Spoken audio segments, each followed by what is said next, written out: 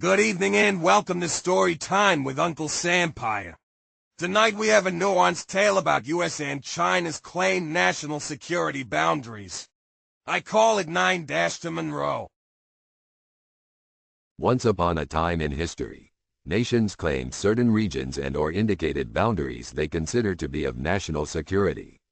Two such nations today are China and the United States. China claims sovereignty of a large portion of the South China Sea, and the United States declared the Americas off-limits to further European colonization and interference. Both China's 9-line claim in the South China Sea and the United States' Monroe Doctrine have been subjects of controversy and criticism for their perceived impacts on the sovereignty of other countries in their respective regions.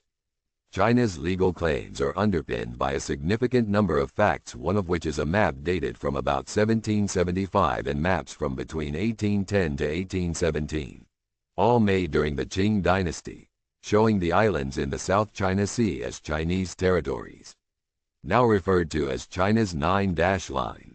The origins of this line can be traced back to maps produced by the Republic of China, ROC, in the late 1940s. The line was officially adopted by the People's Republic of China, PRC, after it was established in 1949. International law recognizes multiple modes for a state to gain sovereignty over territory. China thinks it satisfied these legal requirements. Generally, the United States has acted as if China's 9-line claims of sovereignty are invalid. Senior leaders across the U.S. government have stated that China's actions in the South China Sea are contrary to international law. However, for many years, the U.S. Department of State did not officially state that China's claims and actions in the South China Sea violate international law and, instead, described the differences between Washington's and Beijing's positions regarding the South China Sea as a disagreement over territorial claims.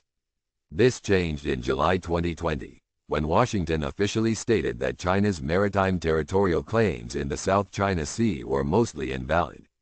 However, the United States limited its statement to maritime claims and did not officially address China's claims regarding landmasses in the South China Sea.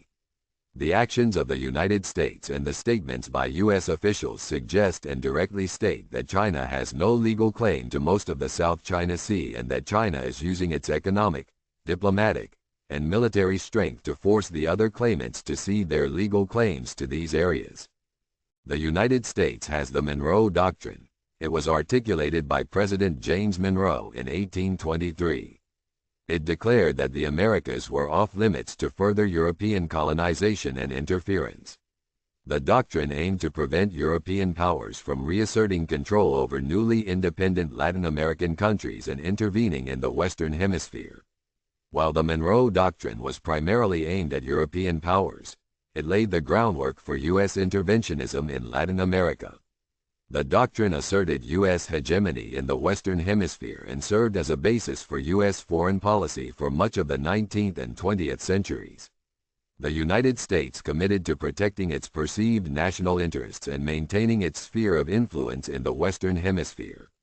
It has been criticized for promoting U.S. hegemony and undermining the sovereignty of Latin American countries.